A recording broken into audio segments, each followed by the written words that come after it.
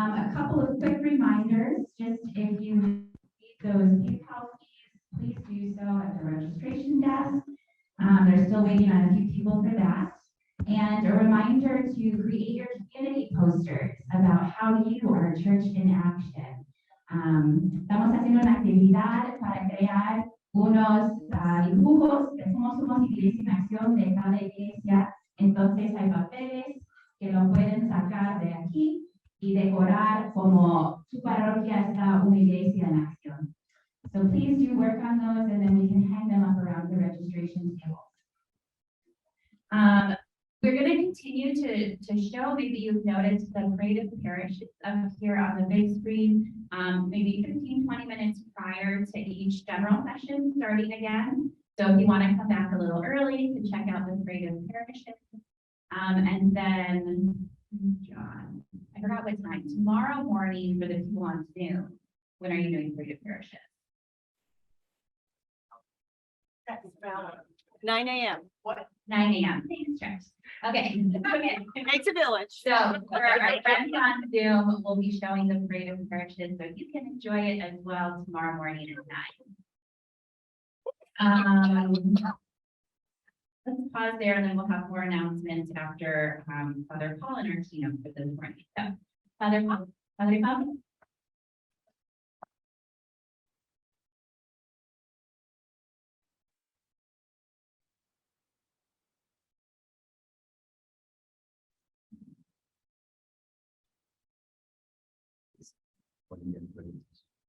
Good morning.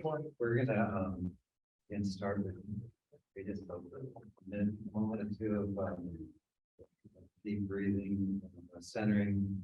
So whatever it takes for you to open your heart and your spirit, and just maybe 3 deep breaths, hold it in the middle.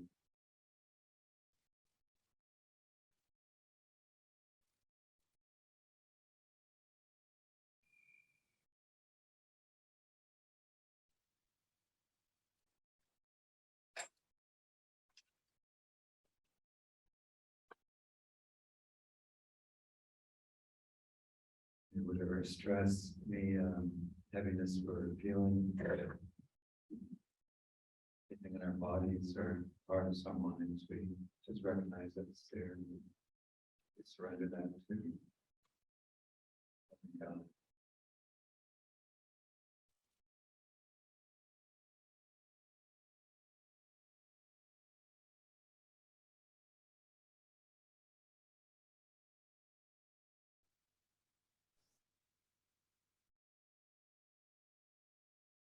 And here we are.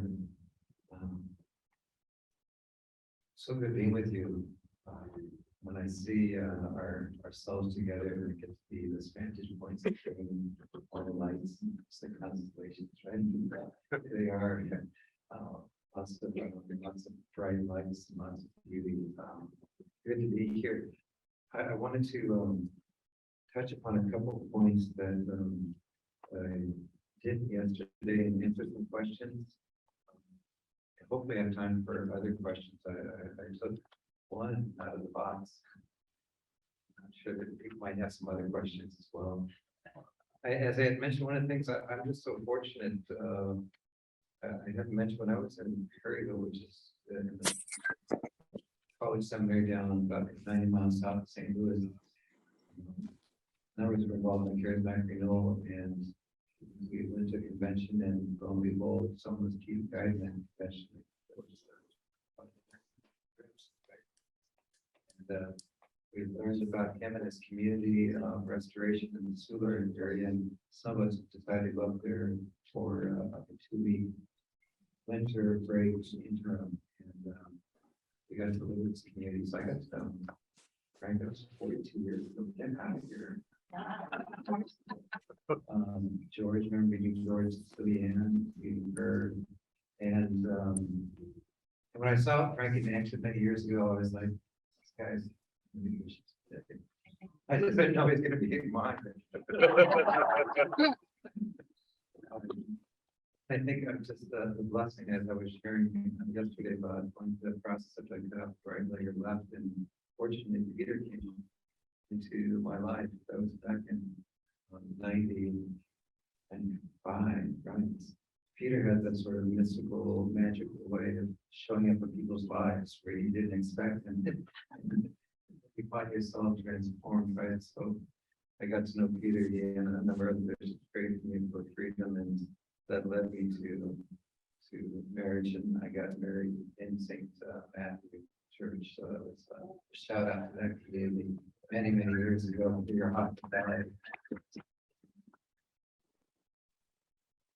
And before that time, a little bit before that marriage, or after that marriage, I was able to meet father-in-law at the time, and he invited me to work with him many years ago. Muchas gracias, hermano.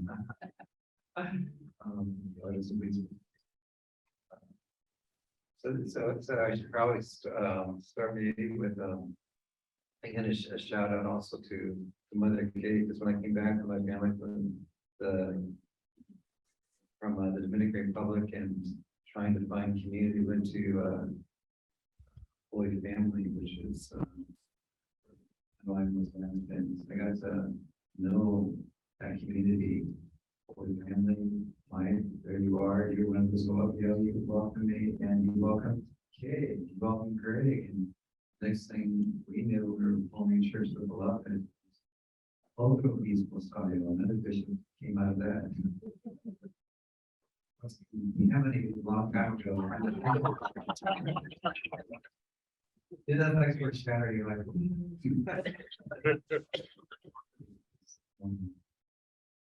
I want to share a little bit about spirituality. Someone asked me about that. Some of you might have been seeing, I wear his son now on the cross. I've been wearing it since, I don't know, in the 80s. And St. Francis is just as part of my life somehow, constantly calling me to this practical spirituality. Some other brothers spoke beautifully, which is both about the call to reconciliation, the call to love Mother Earth, the call to simplicity, the call to live trust in God in deep ways. So I'm so thankful for that spirituality that parents passed on to me. It never goes away. I always am reading some book about St. Francis. I'm stuck on him. So those of you who have experienced it, you know what I'm talking about. And not just Francis. I think of one of my favorite places in the world. Maybe some of you visited the Maui Monastery in Big Sur. If you haven't gone there, it's one of those magical places. Really appreciate it. You've been there, Tomas. Yeah, Maui. Yeah. It's a magical place that overlooks the ocean. The mountains behind it. The streams there, but a place that speaks of the invitation to deep life in God. So I find myself to be, I guess, when I look at it and work, growing up in these sessions, this Vincent Louise connection, and then 25 years with the Jesuits, Tom, what can I say? I don't know about,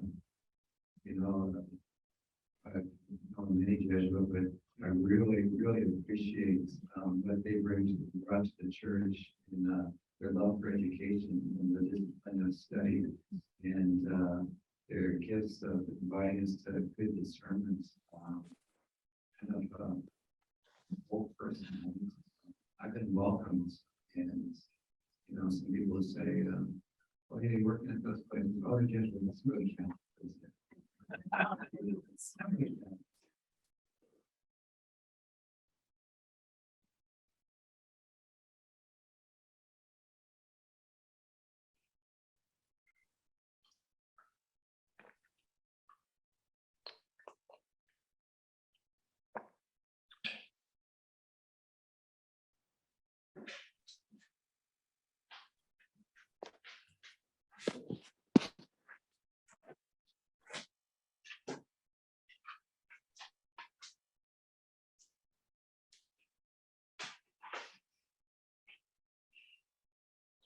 The crucifix you see is the Christ with the poor,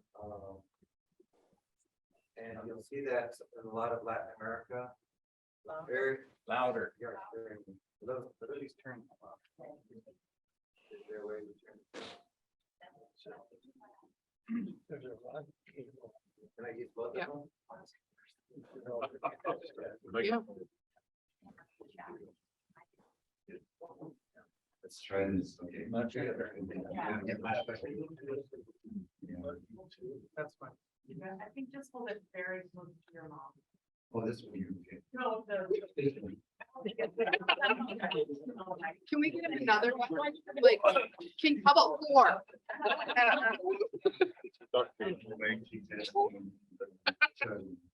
So the Christ of the Poor, you'll see these throughout Latin America, and there's a sense of, yeah, you look at them, I have one beautiful one, and it's just very similar to this in the chapel in my house, and it hurts looking at it. It hurts. And it's meant to hurt. It's meant to say, where is God? Where is Jesus? Jesus is with us in the middle of it. In the middle, this is the extent that God incarnate came to show love that we don't have a sense for abandoned in life's difficulties, that the terror of it, the toughness of it, Jesus is right there in the middle of it. So I've been touched by, I guess I want to say, campesino spirituality. I've been picture of there we go. So this is Romero, and he's surrounded by a community. Look how much he's loved, right? Campesinos, a lot of campesinos. So I've been transformed by campesinos, and when I grow up one day, I want to be a campesino.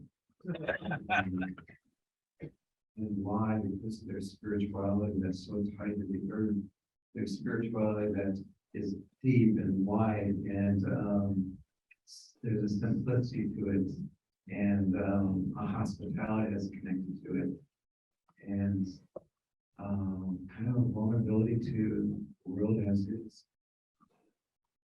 I think a lot of times it's like,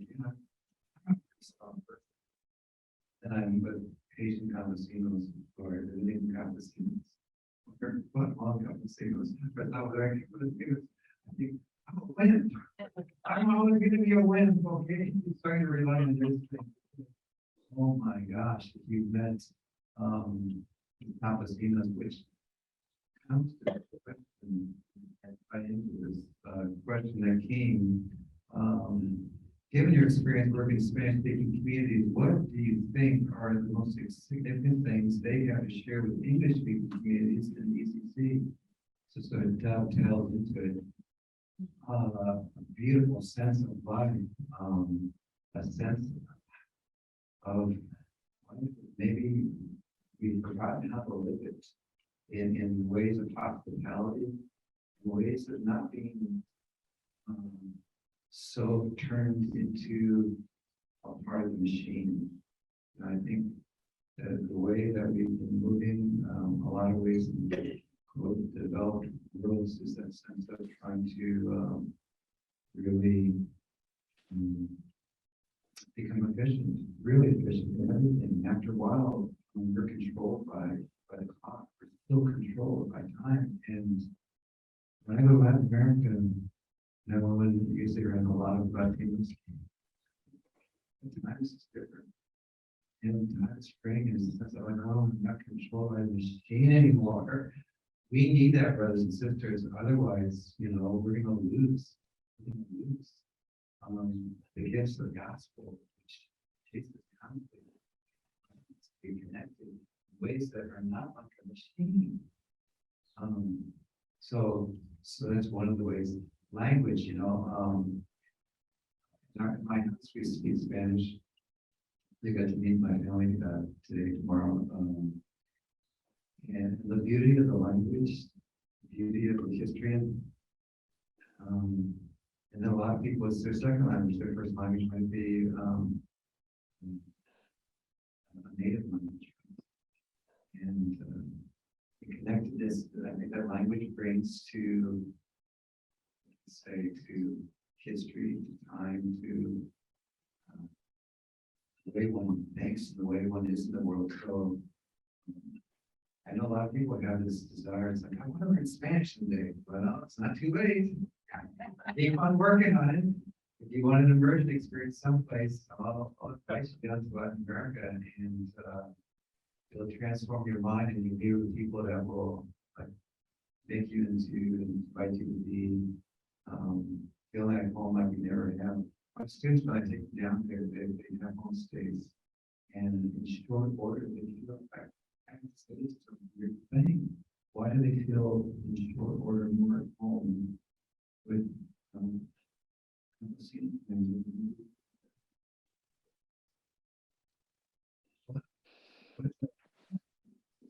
The students don't understand, but I think there's a sense of deep connection. So anyways, those are some of the beautiful, yeah, some.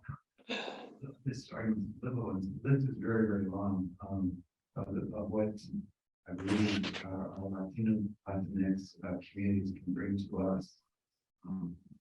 And maybe another piece is to be aware of the immigrant struggle. As I mentioned to my wife, she recruits immigrant families to open their homes to our students, and our students hear their stories. You know, how they have to leave Mexico because of the cartel. And we get to meet students that are waiting on papers. I have to tell you this, I've changed. You know, you've heard probably aliens, that word. You know, you've heard, well, you know, undocumented, right? And I'm trying to get another phrase connected to that reality. And I call these folks immigrants awaiting official hospitality.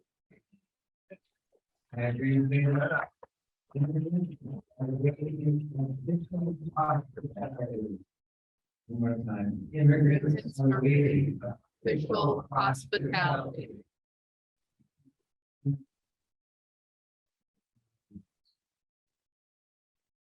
So I get to, I can trust the spiritual.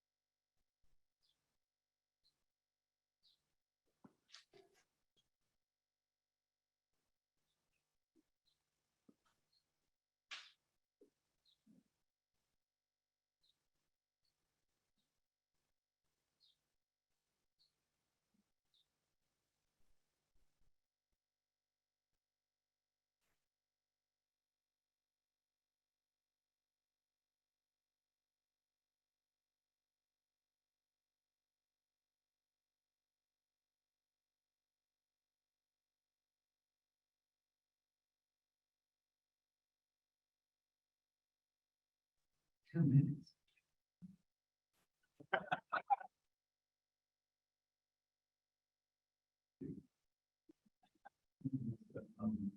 Vision. Okay, so I'm vision. Shout out to Dr. Chris Freeman, Christopher Freeman. He's my favorite theologian right now, and a friend. This book is called Faith and Creation. I'm going to read a little section of it. And vision, someone asked about that. Part of the vision, we hope that we're so sensitive to how you're supposed to be to the spirit moving in our midst that we are not to follow Jesus. And this speaks about where I believe she's called us to be.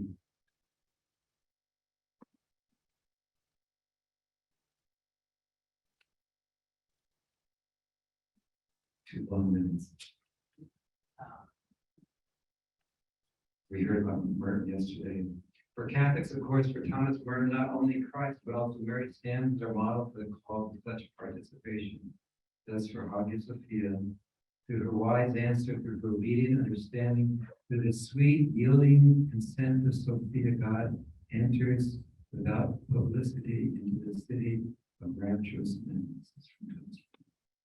But we must never forget that Mary's fiat, her deep attunement to the divine presence, had long been prepared in her, as it was for Jesus by the people of Israel.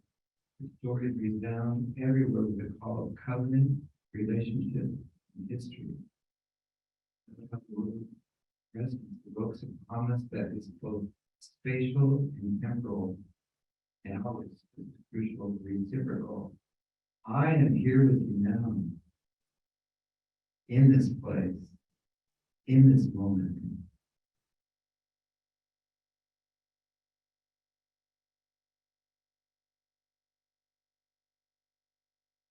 Indeed, not just with you, but in you and me. Be still and know that I am God. Be still and know that I am a human being. Be still and know I am the earth. And where is she? She rises with the threat-raining forests of the Amazon River basin, not least in their mournful lament for Sister Dorothy Stang, murdered for defense of the trees and indigenous culture. She speaks to us in the Mothers of the Disappeared, who danced together in the Plaza de Mayo in Buenos Aires, in silence remembrance of their missing sons and daughters, husbands and grandsons, sisters and granddaughters. She weeps and rises defiant in the story of the Mallet Mom and countless other Cambodian women and children sold into the borders of sexual slavery, often by the Muslims. She hides in Hagar, the slave of Sarah, and concubine of Abraham, and Mary Magdalene, witness to the crucifixion and resurrection, but demoted and maligned in word and imagery down to the ages.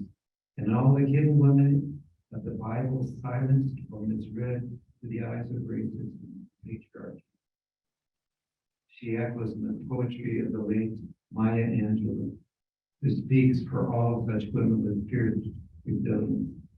Still in your poem, still I arrive.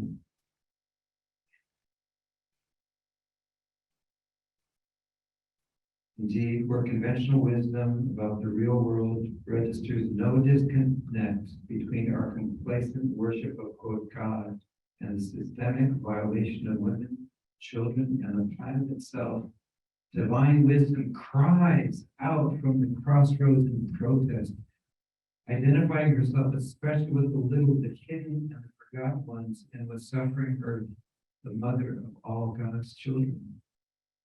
Neither blood, nor political boundaries, nor religion contain the reach of God's loving presence. She smiles, for though they have bound her, she cannot be a prisoner.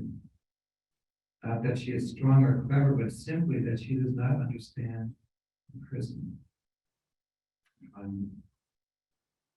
She cannot be a prisoner, Burton writes in a singular flash of hope. We know she can and is.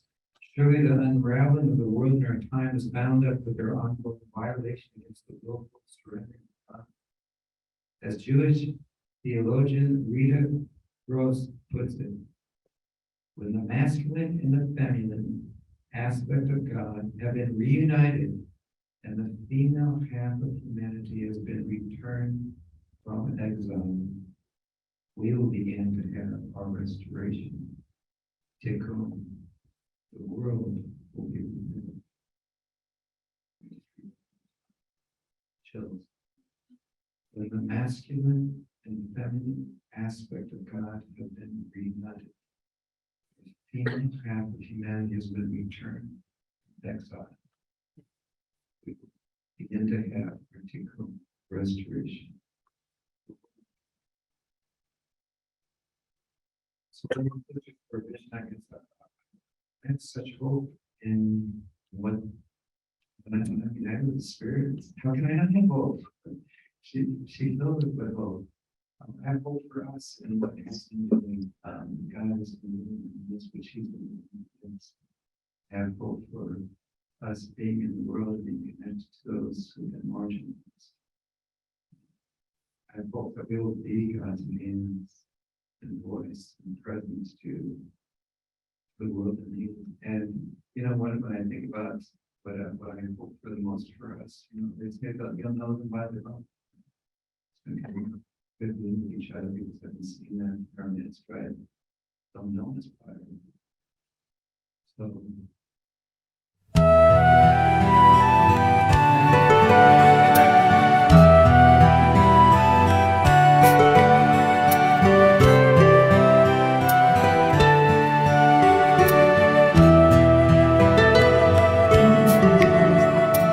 Come to me, all you who hunger, come be nourished without price.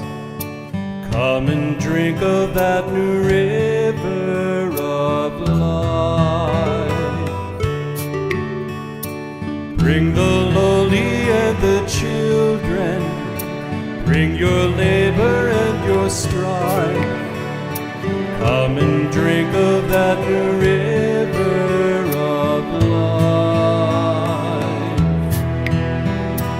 Why waste your money on things that are not real, on food that will not nourish you, and on water that cannot fill? Come to me, all you who hunger, come be nourished without price. Come and drink of that new river of life. Bring the lowly and the children, bring your labor and your strife. Come and drink of that new river of life. I am water to the thirsty, to the hungry I am bread. I will bear up your burdens, I will raise you from the dead. Come to me, all you who hunger, come be nourished without price. Come and drink of that new river of life. Bring the lowly and the children, bring your labor and your strife. Come and drink of that new river of life. I will promise my covenant to all who will hear. Come and seek me where I am found. I will always be ever near. Come to me, all you who hunger, come be nourished without price. Come and drink of that new river of life. Bring the lowly and the children, bring your labor and your strife.